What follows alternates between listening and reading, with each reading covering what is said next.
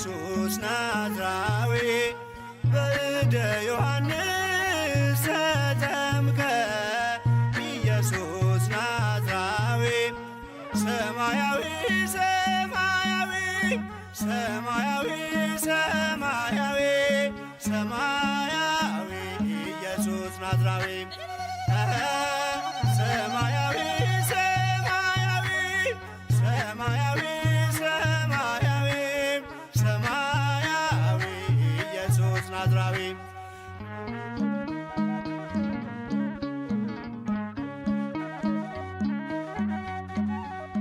አዳም ያጠፋውን ልጅነት ሊያስመልስ በ30 ዘመን ተጠመቀ ኢየሱስ እርሱ አምላክ ሲሆን ፈጥሮ የሚገዛ ወረደ ወደ ምድር። ተመልካቾቻችን ፕሮግራሙ ኢትዮፒክስ ነው። ዛሬ የምንገኘው በሐራ ደንበል ወይም በዝዋይ ሐይቅ ላይ ነው። ቀኑ ጥር 11 ቀን የጥምቀት በዓል ቀን ነው። እኛም ደግሞ የጥምቀት በዓልን ለመሳተፍ በዚህ በኪዳነ ምሕረት ቤተክርስቲያን ተገኝተናል። አሁን የቅዳሴው ስነ ስርዓት እየተካሄደ ነው። የቅዳሴው ስነ ስርዓት እንዳለቀ ደግሞ ወደ ጥምቀት ፕሮግራማችን እንገባለን። አብራችሁን ተከታተሉንና ጥምቀትን ከኛ ጋር እንድታከብሩ እንጋብዛለን። መልካም ጊዜ።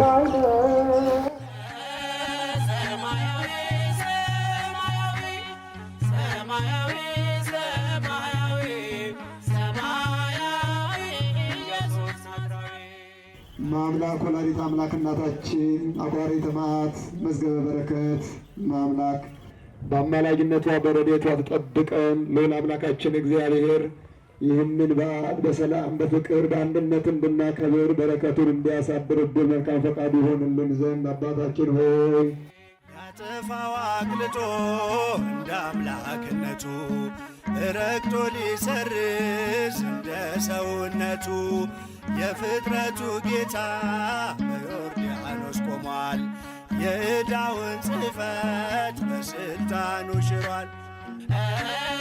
ሰማያዊ ሰማያዊ ሰማያዊ ሰማያዊ ሰማያዊ ኢየሱስ ናዝራዊ የአንድነት ሦስትነት ተገልጧል ምስጢሩ በእደ ዮሐንስ ተጠምቆ መምህሩ አብን በደመና ለልጁ መስክሯል።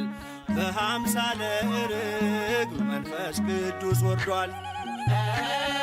ሰማያዊ ሰማያዊ ሰማያዊ ሰማያዊ ሰማያዊ ኢየሱስ ናዝራዊ ሲነገር እንዲኖር የእርሱ የጥምቀት በዓል በመላው ዓለም ላይ በኦርቶዶክስና በካቶሊክ የክርስትና እምነት ተከታዮች በደማቁ የሚከበር በዓል ነው።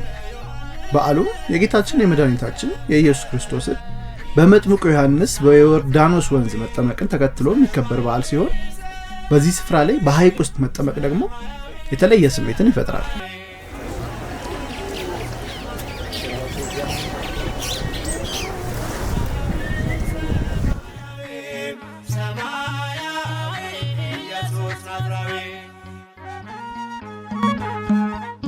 አሁን የቅዳሴ ፕሮግራሙ አልቆ የጥምቀት ስነ ስርዓት ሊጀምር ነው። ህዝቡም ወደ ሐይቁ ዳር ጠጋ ብሏል። ቀሳውስቱና ዘማሪያኑ በሐይቁ ዳር ጸሎትና ምስጋናን እያቀረቡ ነው። ቀሳውስቱም የሐይቁን ውሃ ለመባረክ ወደ ጀልባ እየወጡ ነው።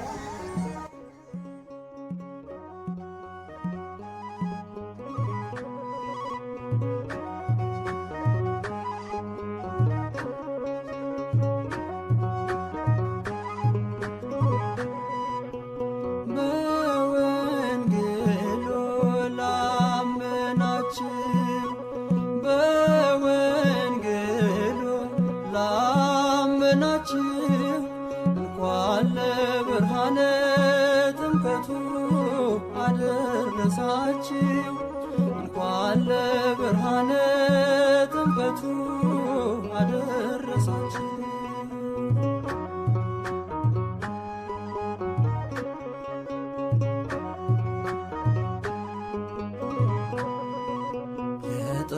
ጠራው ስማችን ከክብራችን ጋራ ይኸው ተመለሰ በአምላካችን ሥራ ጥምቀቱ አደረሳችን።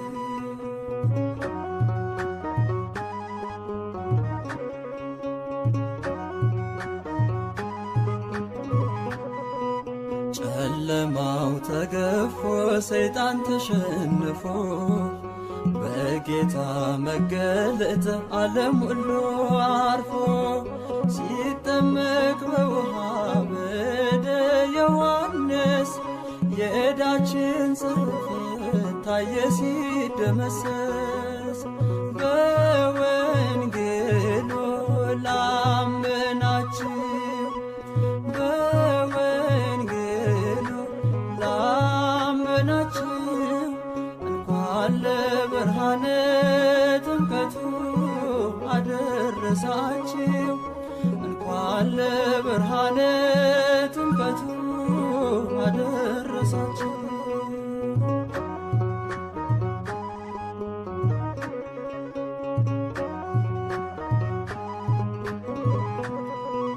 ከክብሩ የተነሳ ተራሮች ዘለሉ ደመናት ለአባቱ ሲታዘዙ አሉ።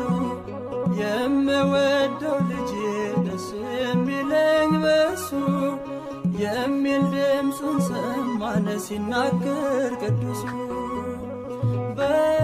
በወንጌሉ ላመናችሁ በወንጌሉ ላመናችሁ እንኳን ለብርሃነ ጥምቀቱ አደረሳችሁ እንኳን ለብርሃነ ጥምቀቱ አደረሳችሁ።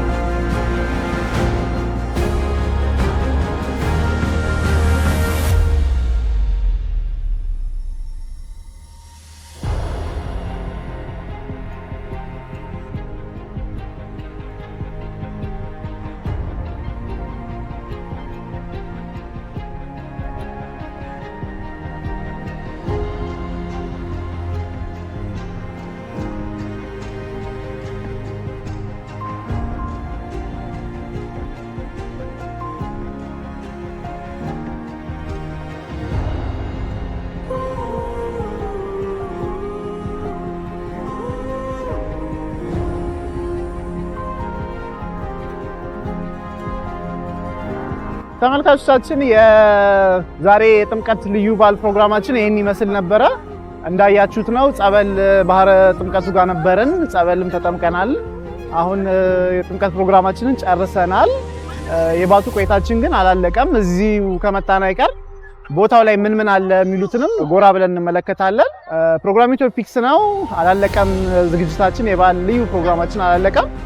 አብራችሁን ቆዩ።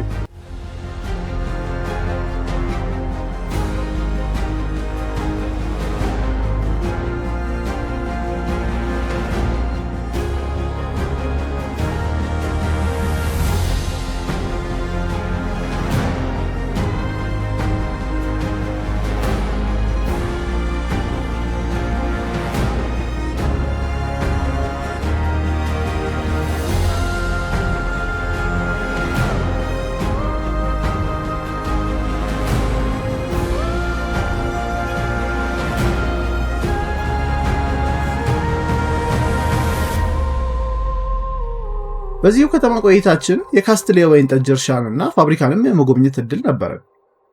ድርጅቱ 450 ሄክታር መሬት ላይ ያረፈ ሲሆን እርሻው ደግሞ 250 ሄክታር መሬትን ይሸፍናል። ይህም ድርጅት ለአካባቢው ሰው ጥሩ የሥራ ዕድል እንደፈጠረ ተነግሮናል።